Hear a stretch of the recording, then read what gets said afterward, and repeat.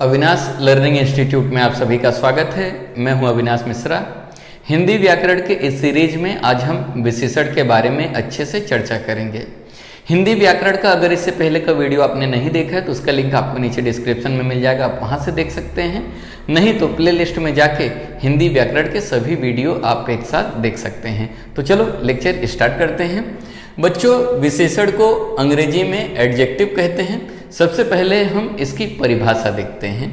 यहाँ पे देखो, जो शब्द संज्ञा और सर्वनाम की विशेषता बतलाते हैं उन्हें विशेषण कहते हैं। जो शब्द संज्ञा और सर्वनाम की विशेषता बतलाते हैं या बताते हैं उन्हें विशेषण कहते हैं। हो सकता है कि आपको परिभाषा से ना समझा हो, लेकिन जब आप उदाहरण देखोगे तो अच्छे से समझ में आ जाएगा। तो चलो उदाहरण देखते हैं। राम एक महान व्यक्ति थे। यहाँ पे देखिए, राम की विशेषता क्या है? महान होना।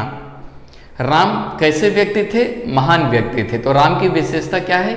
महान होना। ठीक है। यहाँ पे देखो, वह बहुत चतुर है। अभी वह कोई भी है, वह उसकी विशेषता क्या है? चतुर होना। समझ में आ गया? चतुर क्या है? विशेषता है। तो यहाँ पे देखो, राम जो है संज्ञा है। समझ में आ गया? इनकी विशेषता क्या है? महान होना। वह जो है सर्वनाम है। वह की विशेषता क्या है? चतुर। समझ में? वह बहुत चतुर है। यहाँ पे देखो, जो शब्द संज्ञा और सर्वनाम की विशेषता बतलाते हैं तो उन्हें विशेषण कहते हैं। तो बच्चों, विशेषण के जो होता है चार भेद होते हैं, यानी चार प्रकार होते हैं। पहला है गुणवाचक विशेषण, दूसरा है परिणामवाचक विशेषण, तीसरा है संख्यावाचक विशेषण, चौथा है सार्वनामिक विशेषण। सबसे पहले आज की इस वीडियो में हम सिर्फ गुणवाचक विशेषण के बारे में अच्छे से चर्चा करेंगे। बाकी जो रहेगा दूसरा, तीसरा, चौथा मैं आपको अगले वीडियो में अच्छे से समझाऊंगा। तो चलो समझते हैं गुणवाचक विशेषण। यहाँ पे देखो परिभाषा पहले, वे शब्द जो किसी संज्ञा और सर्वनाम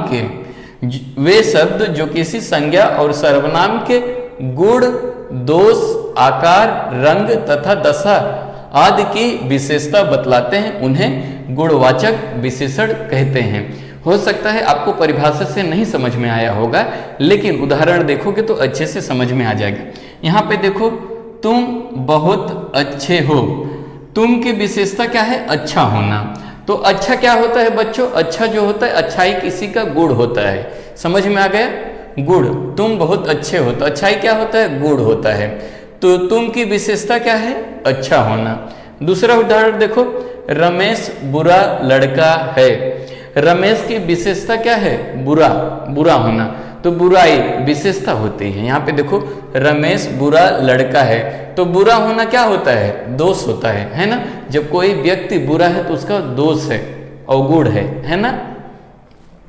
तो रमेश की विशेषता क्या है? बुरा लड़का है। ठीक है। अगला देखो, पृथ्वी गोल है। पृथ्वी की विशेषता क्या है? गोल है। गोल क्या होता है बच्चों? आकार होता है ना? पृथ्वी कैसी है? गोल है। पृथ्वी की विशेषता क्या है? गोल होना। ठीक है। आसमान नीला है। आसमान की विशेषता क्या है? नीला होना। नीला क्या है बच्चों? रंग है। आसमान नीला है। आसमान की विशेषता क्या है? नीला होना।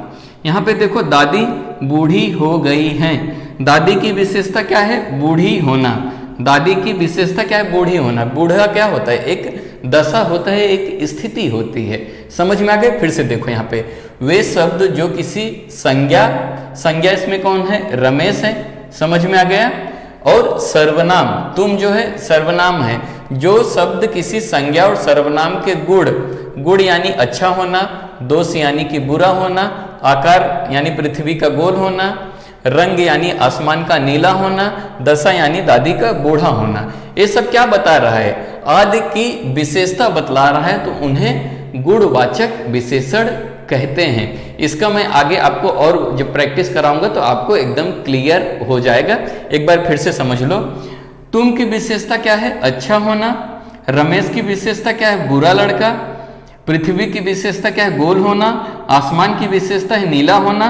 दादी की विशेषता क्या है? बूढ़ी होना। तो यहाँ पे लिखा है गुण। अच्छाई को हम लोग कहते हैं गुण। बुरा होना यानी दोष होना। गोल यानी आकार, गोल होना, चौकोन होना, सब आकार होता है। रंग यानी कि आसमान कैसा है, नीला है। दादी की दशा कैसी है, बूढ़ी है। समझ में आ गया? तो वीडियो कैसा लगा बच्चों, कमेंट करके जरूर बताइए। अगर अभी तक मेरे इस चैनल को आपने सब्सक्राइब नहीं किया है तो सब्सक्राइब कर लीजिए। वीडियो देखने के लिए धन्यवाद।